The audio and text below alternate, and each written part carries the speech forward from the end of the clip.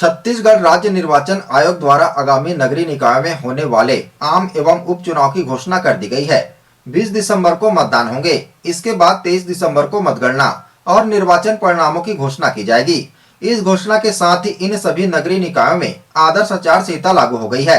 राज्य निर्वाचन आयोग की घोषणा के साथ ही नगर पालिका परिषद सारंगढ़ व नगर पालिका निगम रायगढ़ के वार्ड क्रमांक 9 एवं 25 में चुनाव होना है, वहां आदर्श आचार संहिता लागू हो गया है। छत्तीसगढ़ राज्य निर्वाचन आयोग द्वारा आगामी नगरीय निकायों में होने वाले आम एवं उपचुनाव की घोषणा कर दी गई है।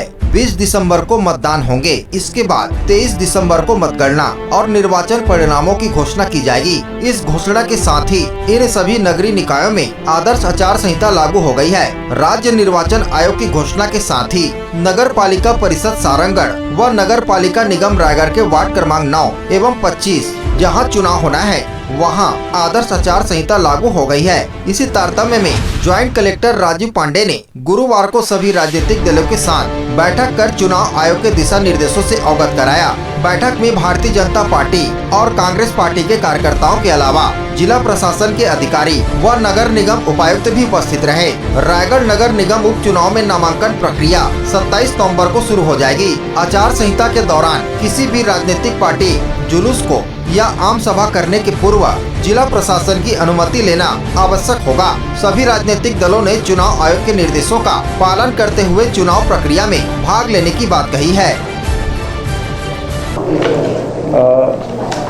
24 नवंबर को राज्य निर्वाचन आयोग द्वारा आम चुनाव और उप निर्वाचन का कार्यक्रम की घोषणा कर दी गई है, जिसके पश्चात जहां चुनाव होना है उस क्षेत्र में आदर्श आचरण संहिता लागू हो चुकी है।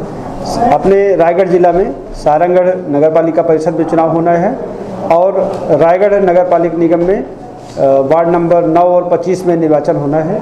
इसी क्रम में आज राजनीतिक दलों की बैठक आहूत की गई थी, जिसमें प्रमुख दलों के प्रतिनिधि उपस्थित रहे और उन सभी को जो प्रमुख प्रावधान है, दिशा निर्देश हैं आयोग के, उनकी जानकारी दी गई है। जिसके तहत जो मुख्य कार्यक्रम है चुनाव का, वो बताया गया है कि 27 नवंबर से निर्वाचन हेतु नामांकन चालू हो जाएंगे। नामांकन रिटर्निंग अफसर के कार्यालय में लिए जाएंगे। सारंगढ़ के लिए वहाँ के जो अनुभागीय अधिकारी राजस्व हैं, वो रिटर्निंग अफसर हैं, उनके कार्यालय में नामांकन लिए जाएंगे। रायगढ़ के लिए नगर पालिका निगम रायगढ़ के लिए कलेक्टर महोदय रिटर्निंग अफसर हैं, तो उनके न्यायालय में, कलेक्टर न्यायालय में नामांकन लिए जाएंगे। तो 27 तारीख प्रातः 10:30 बजे से अधिसूचना का प्रकाशन होगा और उसी समय से नामिनेशन कोई जो पात्र व्यक्ति हैं वो जमा कर सकते हैं। जमा करने का समय अपराह्न 3 बजे तक रहेगा और अवकाश के दिन जैसे रविवार होगा उस दिन नामिनेशन नहीं होंगे। 3 दिसंबर आखिरी तिथि है नामिनेशन की, 3 दिसंबर को अपराह्न 3 बजे तक और समीक्षा उसके ठीक अगले दिन 4 दिसंबर को प्रातः 10 बजे से होगी। नाम वापसी 6 दिसंबर को अपराह्न 3 बजे तक हो सकती है और उसके ठीक पश्चात प्रतीक चिन्ह सिंबल अलॉटमेंट होगा। एक से अधिक कैंडिडेट अगर किसी वार्ड के लिए रहते हैं तो आवश्यक होगा मतदान कराना और 20 दिसंबर को मतदान होगा। प्रातः 8 बजे से शाम 5 बजे तक अवधि निर्धारित किया गया है और मतगणना की तिथि 23 दिसंबर है। तो ये सामान्य कार्यक्रम जो आयोग द्वारा जारी किया गया है, सभी आम जनता के ध्यान में लाने के लिए राजनीतिक दलों को सूचित किया गया है। इसकी एक प्रतिलिपि भी उनको सबको दी गई है। जो वार्डों का आरक्षण है पूर्व में ही हो चुका है, उसकी हार्ड कॉपी जो गजट की है वो भी हमने सभी राजनीतिक दलों को दिया और उनको पढ़कर सुनाया भी कि ये वार्ड किस वर्ग के लिए आरक्षित है अथवा अनारक्षित है, जो भी स्थिति है। इसके अलावा व्यय निगरानी के संबंध में हमने जानकारी दिया। व्यय निगरानी आयोग ने घोषित किया है कि प्रत्येक पार्षद का व्यय निगरानी का एक सीमा है, जिसके तहत नगर पालिका के लिए 1.5 लाख की सीमा है। कोई भी पार्षद पद का अभ्यर्थी अधिकतम 1,50,000 नगर पालिका परिषद सारंगढ़ में खर्च कर सकता है, उससे अधिक नहीं। अगर उससे अधिक खर्च पाया जाएगा तो उनको डिस्क्वालीफाई भी घोषित किया जा सकता है। और रायगढ़ जो नगर पालिका निगम है उसके लिए 3 लाख की लिमिट है वार्ड पार्षद के लिए, तो उसी सीमा में उनको निगरानी के लिए अपडेट कर सकते हैं, तो वो हमने उनको बताया है। और ये भी जानकारी दी गई है कि उनको एक नामांकन दाखिल करने के पहले एक अनुसूचित बैंक में एक खाता खोलना ज़रूरी है और सारे अपने जो व्यय करेंगे वो उसी खाते से करेंगे। नगद अधिकतम पूरे प्रचार के दौरान अधिकतम 10,000 रुपये ही वो नगद व्यय कर सकते हैं। और हमारे निर्वाचन व्यय की जांच करने के लिए निर्वाचन व्यय संपरीक्षक की ड्यूटी हम लोगों ने लगा रखी है और सभी कैंडिडेट्स दलों को ये बताया है कि जो भी उनके अभ्यर्थी होंगे तो उन संपरीक्षक के बुलाने पर जाएंगे और उनके व्यय की अपनी जानकारी देंगे कि हमने क्या व्यय अभी तक किया है। सामान्यतः 2 बार उनको बुलाया जाएगा और यदि व्यय संपरीक्षक को लगता है कि उनको किसी कैंडिडेट बुलाने की आवश्यकता है तो कभी भी बुला सकते हैं।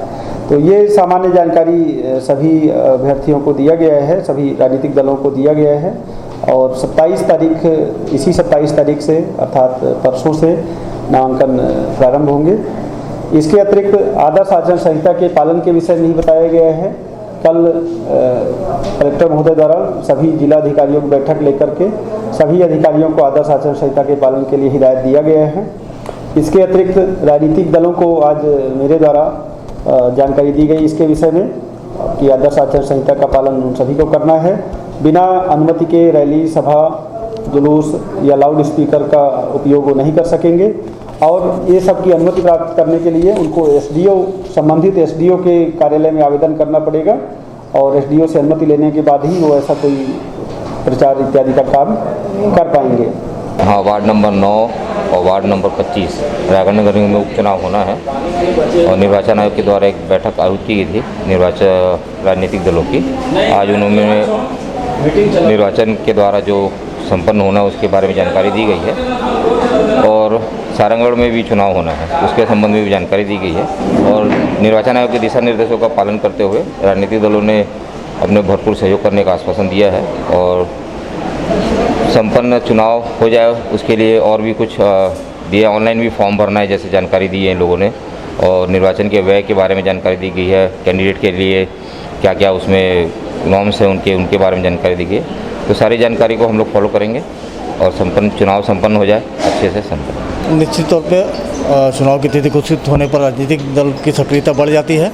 आज जिला निर्वाचन कार्यालय में स्थानीय निकाय के उपचुनाव के संबंध में तिथि निर्धारित की गई है और जो आने वाले समय में उसकी जो प्रक्रिया है, नाम निर्देशन, नाम वापसी और नाम स्क्रूटनी वगैरह के लिए जो भी दिशा निर्देश हैं वो निर्वाचन अधिकारी के द्वारा दिए गए हैं, जिसमें सभी राजनीतिक दल के लोग आए थे और उसको हम गंभीरता से लेते हुए आने वाले चुनाव में जो भी दिशा निर्देश निर्वाचन के द्वारा दिए गए हैं उसका हम पालन करेंगे और चुनाव के नियम के अंतर्गत हम आने वाले चुनाव को संघर्ष में फाइट करेंगे।